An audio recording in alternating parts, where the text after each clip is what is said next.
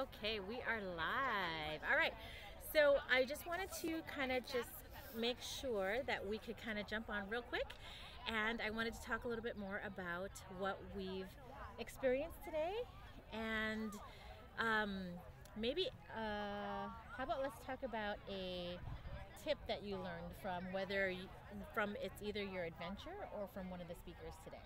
Okay, so as all of you know, this is my dear friend Reg. This is our dear friend Erica Harding. She just sat down at our table, but I wanted her to get on live too because she has an amazing company that I want her to talk about. So let's start with the adventures. Why don't you tell us about your adventure, Reg? I went to 2 breweries. Which was really interesting to watch and learn about how beers are made. But we had some great people on our tour, and man, women, when you listen to the things that women are doing, it is so amazing. We had this group of women who have come together, and they have a company that's a beverage company, and amazing, and there are all these great visions that they have. I met another woman who has a bed and breakfast, and she's really looking at expanding that and creating transitional housing in different areas and basically real estate development. But so it was a little bit hard to have the mentoring sessions for us because we were listening to the tours, and it's hard to have those conversations. But I think the thing that I took away was you have to really believe in your vision and believe in yourself, and you have to stay in that space regardless of what you encounter, regardless of what comes up, and not be afraid to ask for help. And I know that's something that I've struggled with. I'm so used to doing everything myself that just reaching out and asking for help. And you know that, Natalie, like with Activate Purpose events, and you've been part of the host team to help. You've got to be able to say, I need help, I can't do it all. Yeah. No, I agree. So I think that was the biggest thing for me. Okay. So for me, my adventure was yoga and breathe. Yoga and breathe. Okay, so. she is. I'm going to lift this up. Sorry, it's a computer. She's actually pregnant with her first baby. Woohoo! Yep. Oh, and I'm also going to show the vineyard and kind of just, totally beautiful. Just kind of, that's our event right there. Okay. So yoga and breathe. Yoga and breathe. And I'm not really big on yoga, but it was like one of the only adventures that didn't involve drinking wine. So I thought that would be the best for me. I think I had enough wine for you too. I thought that would be the best for me and the baby. But what I really got out of the mentors that were there speaking to us, is really like, a lot of times we can't control the things that happen to us. And like, I felt like they were speaking to me because I found out I was pregnant in November. They did a mass layoff of my sales job in December, and it forced me to really be full-time on my business, and I started Lizzmore, a womenswear company, back in 2016, and I have been working on it slowly, just kind of rolling out. Okay. But I launched and actually started selling in November, and then right shortly after I found out I was pregnant and I got let go. So it was a very emotional time. But coming here just kind of validates my idea, and being able to be around so many women who really believe in the vision of my company. Yeah.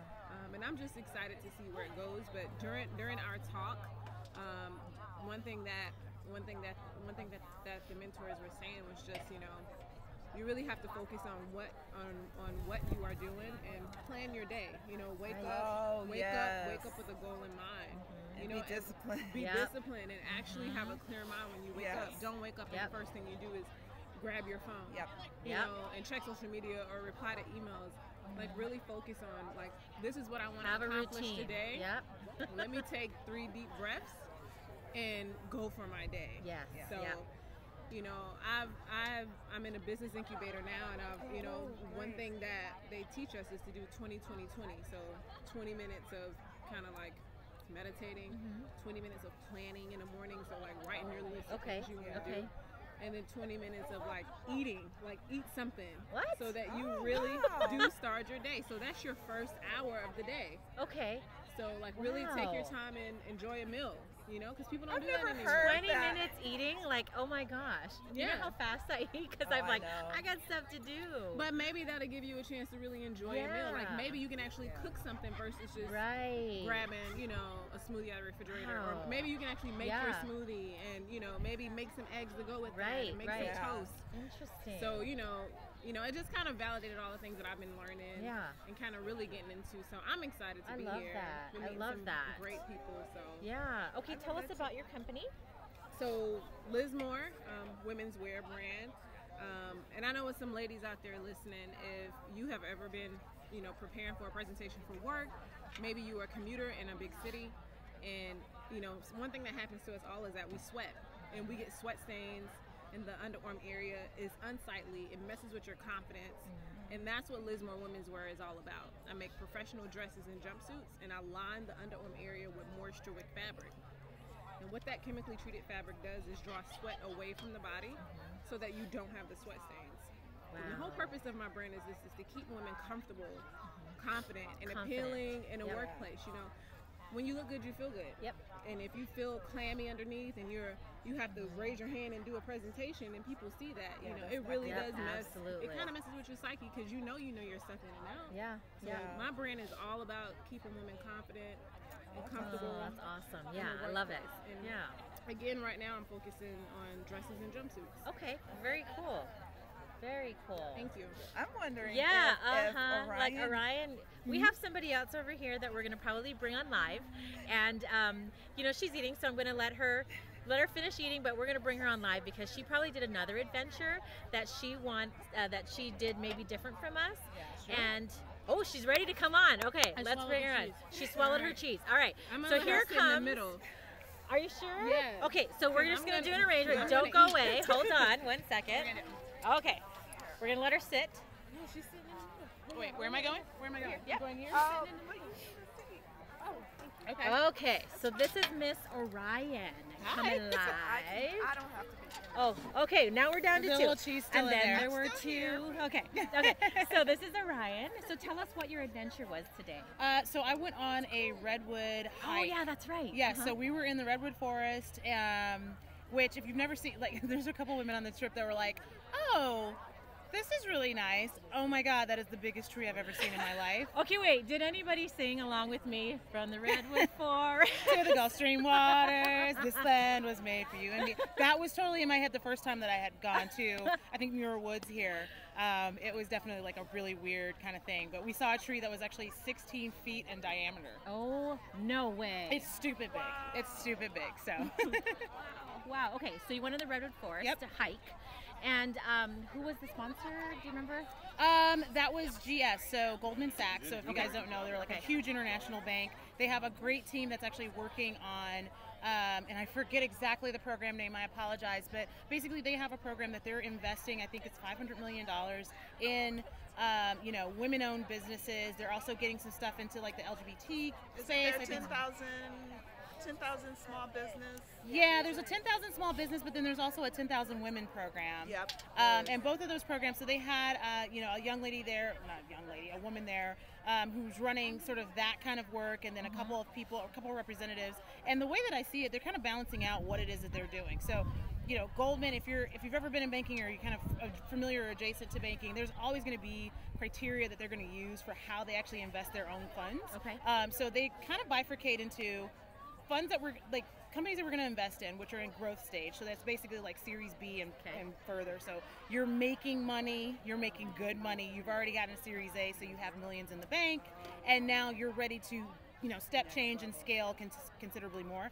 And then the other side is all the rest of the folks that they want to get from a pipeline perspective. So they're actually building programs and communities around that. That's going to enable people to get, you know, they're trying to build an ecosystem so that you can connect with the right people, find the right resources, and do what you need to do to get to that place where you're at a Series B, and then they can invest in you. So I think that's really cool because they acknowledge both sides of the coin. And while the one side isn't necessarily driving them a direct return right now. They understand that they can invest in that in some meaningful ways, get people linked up, and that pipeline will start to build. So if you've ever heard the thing of, oh, the pipeline is just whatever for any particular marginalized group or any group that's not really playing in a particular space, typically what we find is that's not true. Right. They are actually creating the pipeline. So it's like, it's arguably they're basically saying, even if there isn't a pipeline, we'll just create one. But we believe it's there, and we're going to support and kind of harness that ecosystem by creating an infrastructure for it. So very cool. Very cool. So, and then my adventure was I actually went to the vineyards. So we went to Clos de Bois. Yummy. So and good. So and then we good. actually went to Elizabeth Gore's brother-in-law, Tom Gore. He has a vineyard, and so he stopped and talked to us and introduced some of the different wines that he's working on. But you know, I think one of the things that I learned was actually at one of the vineyards, and I tweeted about this, but it was kind of interesting because all day today, I was telling Reg earlier that all day today I have been kind of going up and down, like, oh my gosh, why am I here? Like, I don't know, you know, and I'm like, oh my gosh, like, she's so awesome. I'm like, I don't know, I'm not even there yet, but you know, so it's like roller coaster, right? And I think that's just the life of an entrepreneur. You always have these, like, you're second guessing yourself all the time. But the one women thing, entrepreneurs too. Women, like the confidence thing, okay? And it's a real thing. And even though it looks like you're confident, there's always more stuff that you can do and you can work on it. But the one thing that I loved at the vineyard, and it was, they were explaining about how wines are made, and the question was, do you continue to use the same barrel, right, for different wines? And the person that was explaining, this was at Clos de Bois, and she said, yes, they use the same barrels because what's left behind, the sediments that are left behind the barrel, it creates a new, unique taste. And I was just the like, flavor at the bottom. like, that's my golden nugget today. And it wasn't anything she said, but what clicked in my head, what I heard, was that this is our life, right? This is the entrepreneur life for all of us here, right? Is that what all the experiences that you've had, all the sediments that were left behind with the experiences that you had, it's there for a reason. Oh, that's good. Right? It's there for a reason, and it's there because it is supposed to help you make you who you are and to help you on your journey. And it creates you, and that's why you're unique, and that's why you can bring something out to the world that only you can bring out. I mean, we're working on all different things, all of us, but at the same time, you know, you stop and you think, oh, you know what, it's been done before. You know, I'm like, I'm not going to do it because it's been done before. And I have to share this story, and you know what, we're not going to be friends on Facebook, but I met an investor today, and I sat with him, and the connection that we made was not about like, okay, can you fund me or anything like that. I literally just wanted to learn more about him, and I did. And what came out of it was, you know, he was sharing with me about writing a book, and I said, well, why didn't you write it yet? Like, what's holding you back?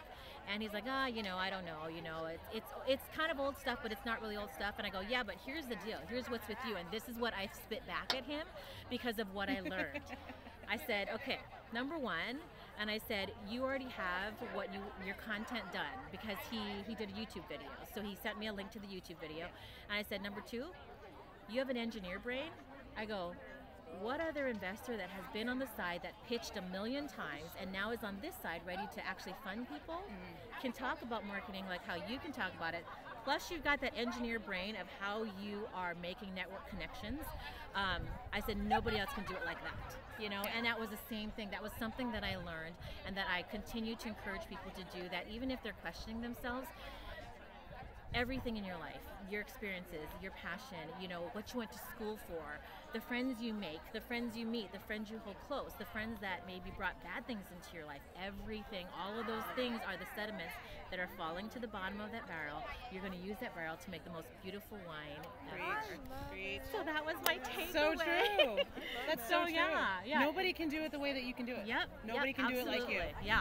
And I think the other thing is somebody mentioned this, I can't remember in which conversation, but the idea that just because someone else is doing it, well, number one, that's a great market indicator that people want it. Right. True.